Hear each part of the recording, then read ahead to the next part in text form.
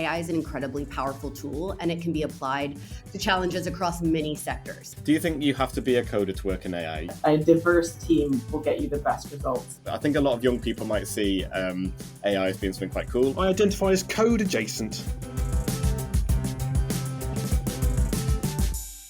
Welcome back to Hello World, a podcast for educators interested in computing and digital making. I'm James Robinson, computing educator and professional development pioneer. Hello, I'm Ben Garside, a learning manager at the Raspberry Pi Foundation, a former computing teacher and master of multiple browser tabs. Currently proudly standing on 11 tabs open, James, and it's only Monday. That's an achievement, Ben. It'll only get more. As ever, we really value your comments and feedback, which you can share at helloworld.cc/podcastfeedback. This week, we're exploring the topic of artificial intelligence and its relationship with our climate emergency. Now, our listeners may not see an immediate connection between AI and the climate. So, Ben, can you elaborate a little for us? Yes, so I see AI primarily as a technology that is helping us solve problems. And what really powers AI, or more specifically machine learning models, is data, and lots of it. But luckily, we live in a society where vast quantities of data are being generated.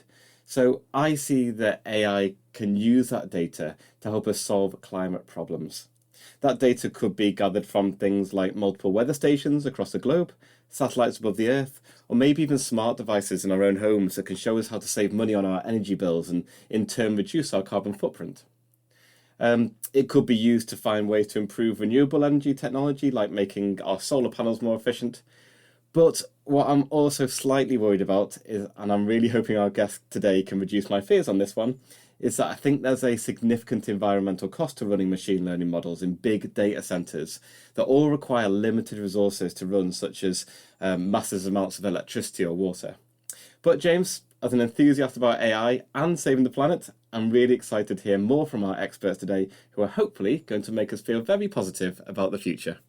That's really interesting, Ben. I think, like so many of the things that we talk about, both within computing, but also on this podcast quite regularly, is that any technological developments, they come with many benefits and many drawbacks. And so it's not as simple and clear cut as saying, well, this is a good thing or a bad thing. We have to take the benefits and the drawbacks, and we have to weigh them quite carefully to think about the impact that technology is going to have. Well, I'm pleased to say that you don't have to rely on me and Ben to help explore and solve some of these challenges. We're joined today by two fantastic guests. So let me first welcome Sims Witherspoon, who's co-founder of the Centre for AI and Climate, also known as CAKE. Sims is also a product manager working on the application of artificial intelligence to solve challenges that drive climate change. So Sims, first question for you really, how have Ben and I done at capturing the positive and negative impacts of AI on the climate? And what more could you add? I mean, you've done a great job, James, but there is, I can add some more detail. I think that one of the things that I think about as we start off is that AI is an incredibly powerful tool, and it can be applied to challenges across many sectors. I'm sure we'll get to specifics in a bit. And I really appreciate that Ben started with data, because it all does start there. But I think if we zoom out, the way I really like to capture the positive impacts of AI on climate is to kind of present the opportunity in three parts. So the first one being that AI can help us understand the problems we face and the impact on our ecosystems. It can help us model the effects of climate change and also develop solutions to mitigate those effects, which Ben mentioned earlier. It can help us also optimize current systems. We can't just start everything over from scratch today. We need life to continue, and we need to develop and have software-only solutions that help us run current systems and infrastructure, and AI is one of these solutions.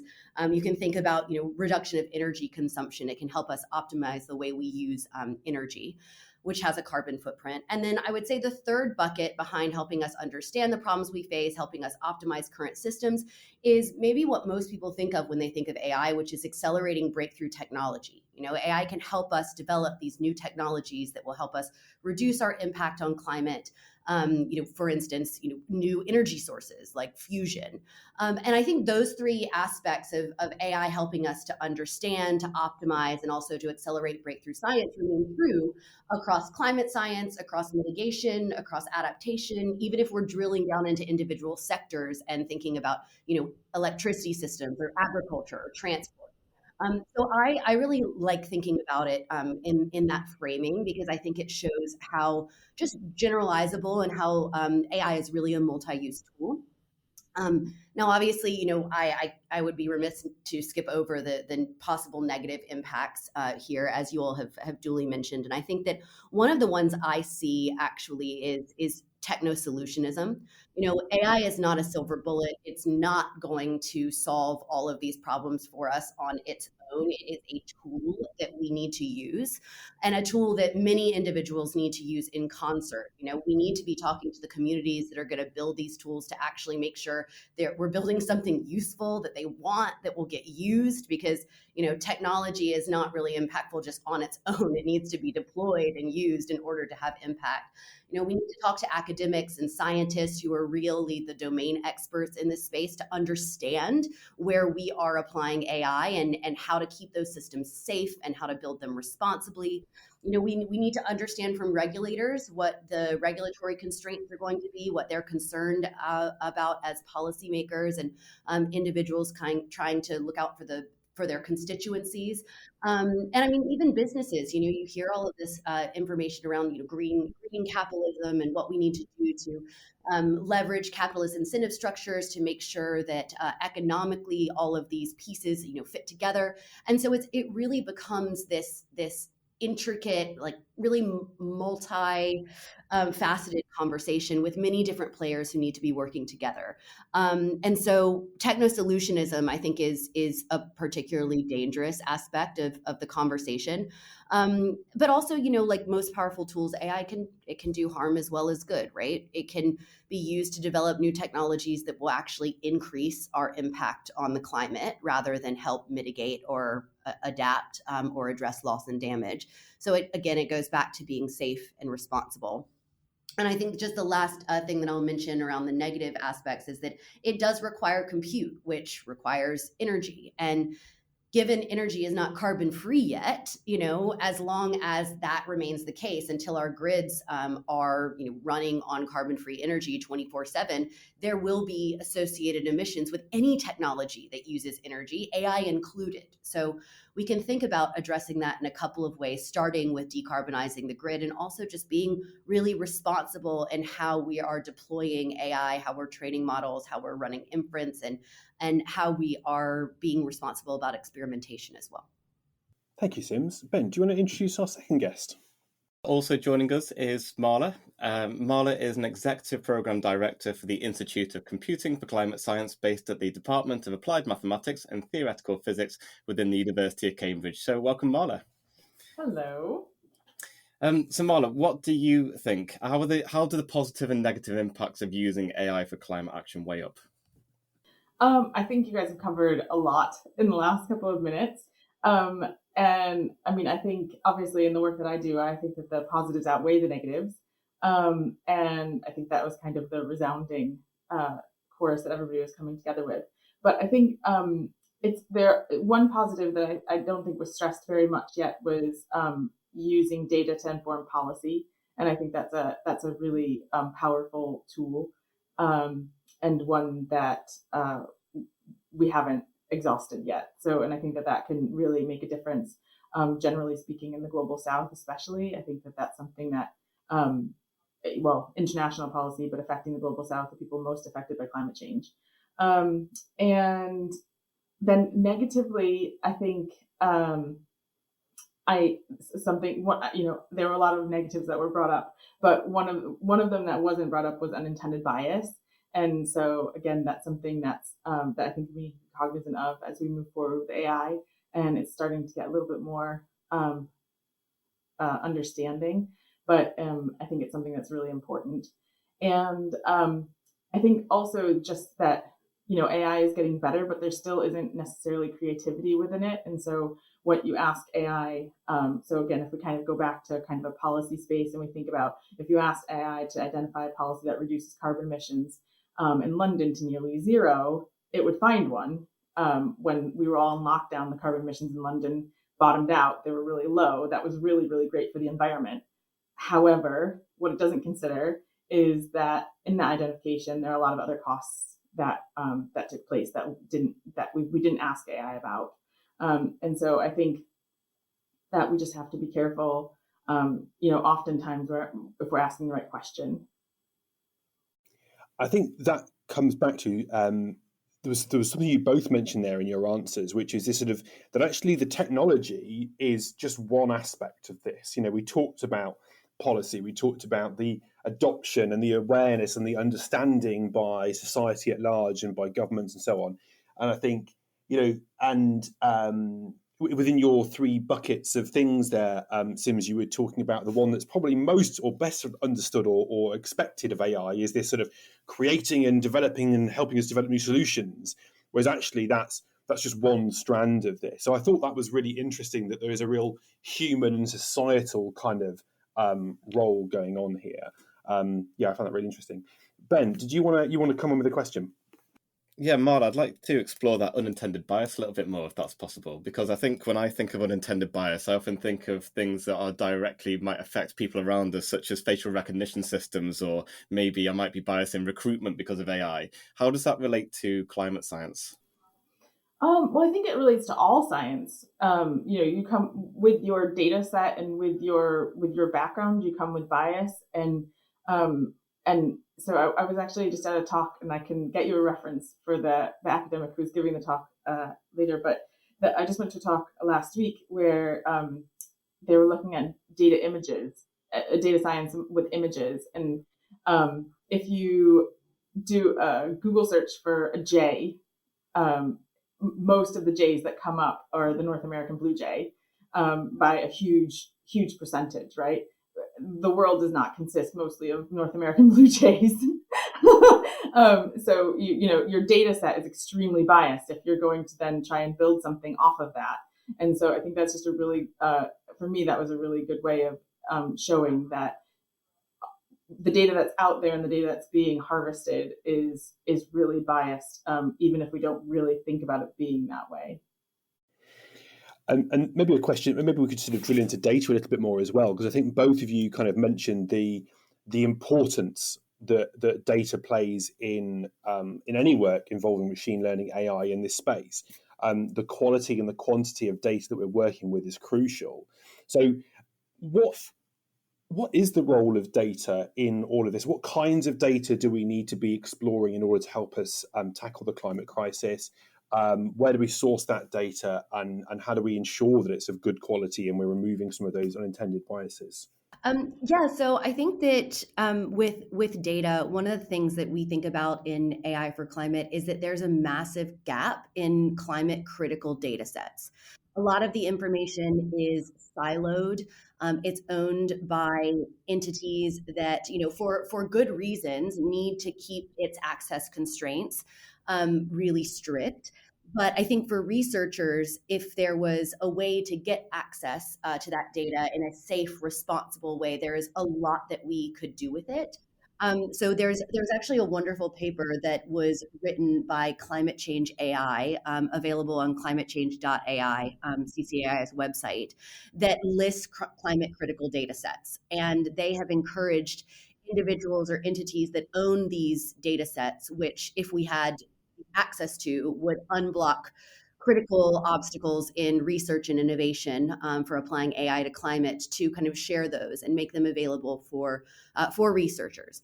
So I think access is one of them. Quality is really the next thing. To the point that Marla made earlier, once you get a data set, you're not ready just to plug and play with it. You really have to work with domain experts to make sure it's representative of the actual system or space or whatever problem that you're diving into. And you also have to make sure that you've actually collected all of the data you need to solve a certain problem, right? Because what we've seen sometimes is when we go into the real world and we are defining what we call an objective function, so something you want the AI to do, a goal, let's say, we will be talking with partners who haven't actually started collecting or trending or archiving the data streams they need in order to, meet that goal, or to in order to understand whether or not they are pulling the right levers in order to reach that goal. And so we actually say there's a ton of legwork to be done on data before you're even ready to engage AI, starting with figuring out what it is you want to do with it, making sure you have the data you need to do that thing, making sure it's of a quality standard and a cleanliness that allows you to work with it in a responsible way. And so I really think of data as like the homework before you start diving into the problems. I think this is where interdisciplinarity comes in, and so I think you can remove some of those biases, or reveal some of those biases by having interdisciplinary teams. So you make sure that you have people from different backgrounds, different geographies on those teams, but you also have different expertise. So the work that we're doing is getting climate scientists and data scientists to work together, which is interdisciplinary. And now, to a huge portion of the world, those two disciplines sound really, really close together. But they're not. And they don't think of themselves as even cousins. They think of themselves as very, very distantly related. So that having those conversations and having those collaborations is also, I think, the way to improve that. And what are the kind of data sets that we're talking about here? And I think whether that is the data that we currently already have access to that we might want to be exploring, or Sims, you mentioned the climate critical data sets that maybe we have challenges around accessing. What is that kind of data that we want to be exploring? I mean, it might not be that it's just like there's one answer to that. There's probably many, many, many different data sets. But what are the kind of things that kind of data that we're manipulating here to achieve some of these outcomes? Yeah, I mean, just even within our small program, within one of the four teams that we're supporting within the Virtual Earth Research Institute, they're just looking at sea ice and how it moves. So that's there are a lot of people working just on that within our program. So the data that they're looking at is very complicated. Yeah, no, that sounds really interesting. It'd be really nice to kind of have a play around with some of this data. Ben, maybe we should. So Sims, go for it. Well, I was just going to offer, because I think my original answer was quite overarching. So maybe one specific area would be useful to dive into as an example, because there are lots of overarching data sets that are important to have. I mentioned satellite imagery and things like that. But let's just say we're solving for some challenge related to building in cities. You can imagine that some of the data sets that you will need would be, let's say, like city level energy consumption, the emissions data, building informations that are part of the building information that is part of the built environment, the thermal dynamics of any of those buildings, the building, energy consumption levels and their energy efficiency. So you can see when you start getting down into specific problem areas, the data sets they change.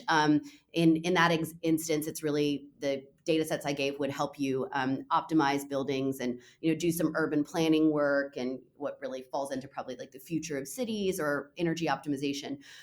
But this is where you really need to be working with domain experts, to a point that Marla made earlier, is that as machine learning researchers or as data scientists, like we're not domain experts. We need to be working with those domain experts so we understand what are the important data sets to solve whatever challenge we're trying to apply AI to. And I think that this is, to the point of the interdisciplinary collaborations, it's absolutely critical to the success of building these systems. So I thought that was really interesting, and what you were trying to get across there was really that you don't necessarily have to be a computer scientist or even a data scientist to be interested in, getting involved with AI and climate science. So what kind of advice would you give to young people? I think a lot of young people might see AI as being something quite cool. I think they might hopefully feel very passionate about wanting to improve their futures. So what kind of advice would we give to young people who want to explore a career in this area?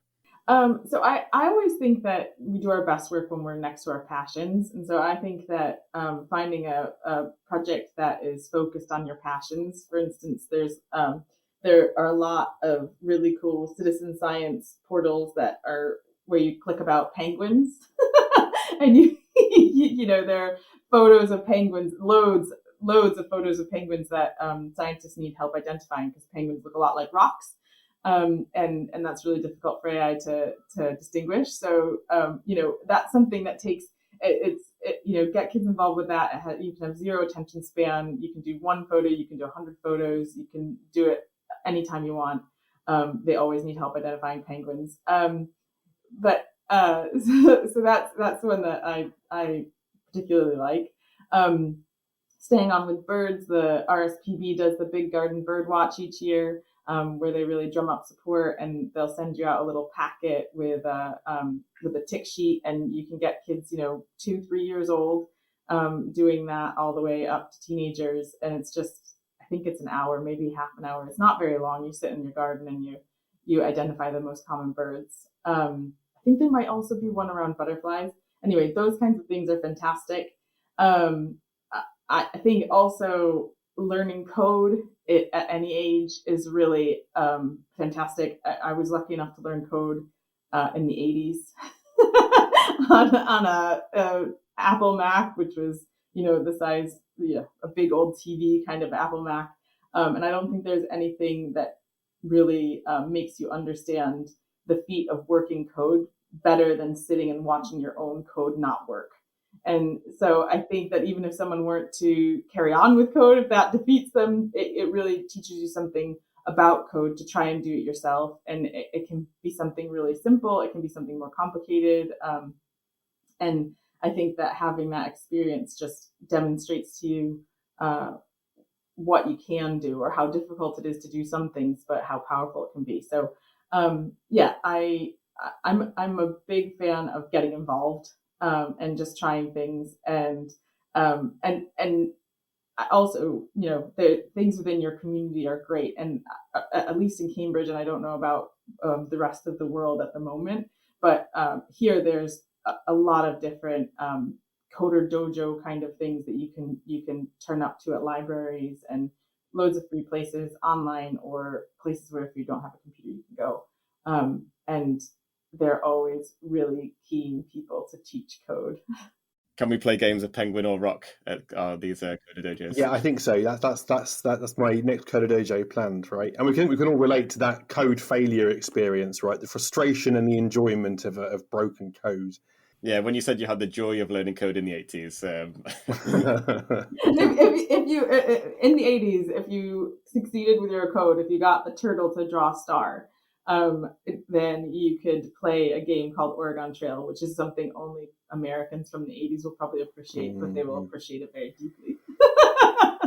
And before we go to Sims, what kind of languages and sort of tools do you use now in your role? What are the kind of things that are really beneficial to the work that you do?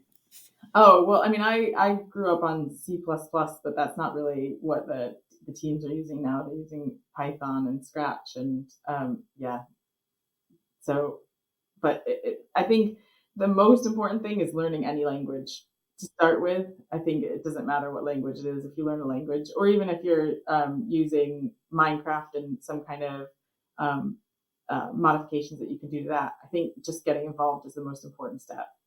And I might also add that, it's never too late to get involved or to learn code. Marla started super early, in the 80s. I took my first, I guess I studied JavaScript at 13, but I'm not sure that really counts. But I only started coding in Python during graduate school, which was a handful of years ago. So I started, really recently.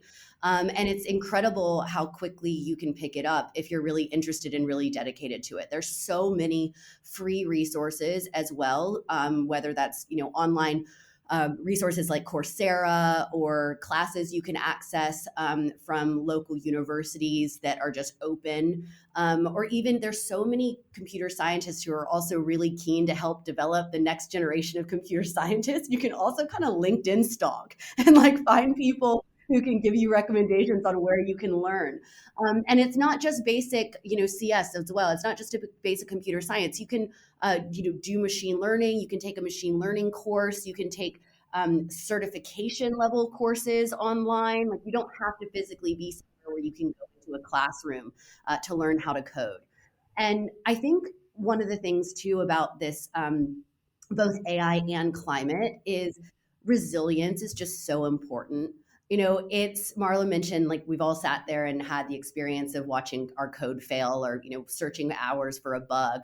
And I think that frustration is also something that a lot of climate scientists and product managers and folks who work in building applications for the real world of this space, we face that. There are a lot of obstacles. These problems are intractable. They're incredibly complicated. They're very layered.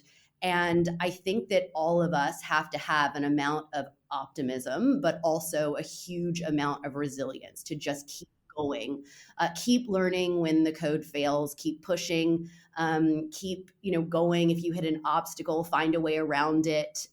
Build that data set you don't have. Try to generate it. See if it works. And I think that that's something also that students can just keep in mind. You can start at any age, doing, whether it's in your free time or professionally, and you just have to be curious and open and resilient. It's really interesting that you both mentioned code as part of your answers to working in a career related to AI. Do you think you have to be a coder to work in AI? I mean, because earlier on you mentioned policy and how important that was. Do any of the people that you work with or know of in your surroundings, are they all coders, or do they have other skill set that are really valuable as well? You absolutely do not need to be able to code to work in AI. There are so many important contributors who have various skill sets, whether that is policy backgrounds, whether that's domain expertise, whether that's operational support, whether that's product management. There are so many different areas and so many groups of people that need to work together to build and deploy AI solutions. You absolutely do not need to be a computer scientist, but that's my opinion. Marla? I agree 100%. And I would actually say that it's really important that you have people, the people who are cut out to code as their opus are different to people who are cut out to have other parts of that puzzle, right? And so, like, you were asking me what I use for code. I don't code anything now. I talk to people who code all the time, and that's their passion. It's not my passion. My passion is communicating and making things happen. And so I think you really need fantastic communicators and people who think across these disciplines to make an impact. And so I think that being code adjacent is is not a problem. I also identify as code adjacent for the record. I do not code at all. I learned it, but I do not build AI applications. And hopefully my team still finds me useful. Yeah. But I think what's really important is that code adjacent is a really interesting term, and I think it's probably the case for whether or not you're interested in coding or not. I think having an understanding of how these machine learning models work, almost like being machine learning adjacent as well, I think it's really important, I guess. And I think that's the case with all of this, and that's what I mean. I think that really passion is the thing that's going to get you there. If you're not passionate about it, then you're stuck, aren't you? But I think that I believe very strongly that anybody who really learns about climate change and the situation that we're in right now and nature will be passionate, and they just need to find out if they're passionate about sea ice or if they're passionate about gravitational waves, or where their passion lies. But there's a huge spectrum out there of things to get involved in, and there is definitely somebody looking at the thing that you're interested in for you to learn about. I think that nicely brings us on to our next question, which is something you mentioned, Sims, is the fact that young people need to have resilience. But I think that's also, young people can, as we as adults do as well, can feel quite anxious about our futures and to do with climate. So bearing in mind there's often a lot of worrying news about climate change, how do you go about balancing the impact and with the opportunities and make people feel as though they can have an impact in their futures? I think this is such a personal choice on how you deal with your own climate anxiety. I would say that for me individually, one of the things that I think about is what is within my sphere of control. What can I actually influence? Whether that is in my individual choices for how much I decide to get on a plane, what I decide to eat, how I spend my professional career. And I think that one of the things that is really important to keep at the forefront of our minds is that if you are just working on a component of the challenge, try not to zoom out too far and worry about, but what happens next, but what happens next. And after that, it's more about making a start and making sure you are attempting a solution safely, responsibly, something that feels just and fair for you. And those definitions will be different for any of us. I think one of the things that has helped me in combining AI and climate and to kind of understand how I want to think about the pros and the cons and what's helped me deal with climate anxiety is that, if we have an understanding of climate, we can help advise the next generation of scientists if, AI is even the right tool for a given challenge, and if it is, how to approach it. And we can be a part of those solutions. And equally, understanding AI can help young scholars really advise which architectures are used for a given challenge, as well as to develop the tools needed for those challenges. And I think if we focus on the solutions, at least for me individually, I feel like I have a lever to affect real change.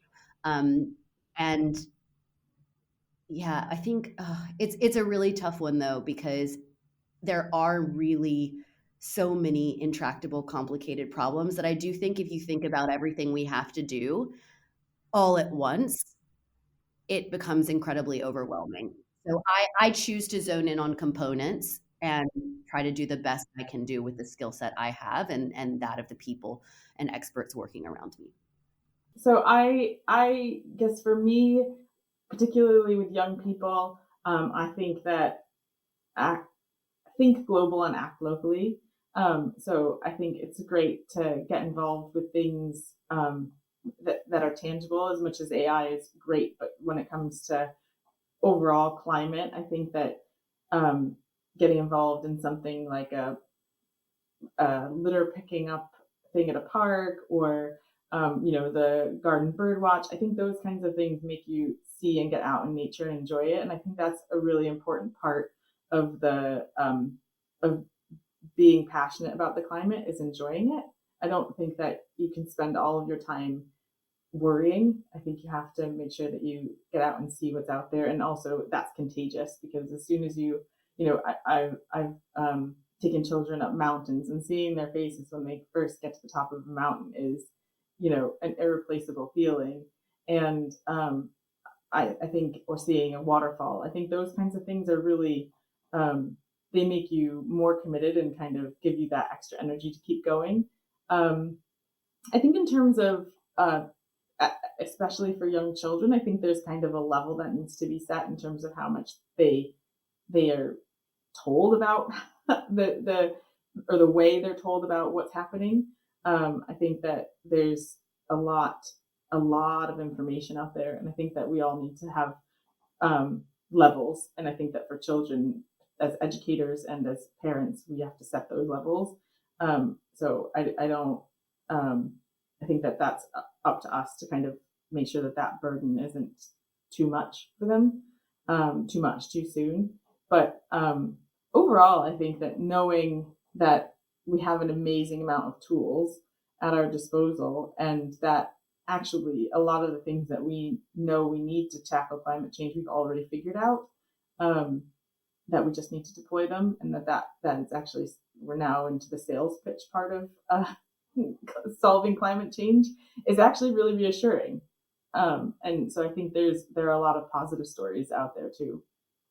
Great. And I think, I was going to ask a little bit about engaging learners and how we do that, but I think we've spoken quite a lot already about kind of passion and how actually connecting young people with their local and the global kind of climate challenges is potentially quite motivating for them, and is a way to kind of engage them in this topic. So just a more sort of slightly more specific question. Are there, like, for those students maybe that are, I don't know, less convinced or want some sort of idea of tangible benefits of us working in this space, AI and climate, are there particular examples of what the things that we can point at where we can say, here is this program that used AI and here is the positive impact it had on the climate? Are there case studies that we can kind of share or talk about that spring to mind? And maybe the answer is no, I don't know. What are our thoughts on that?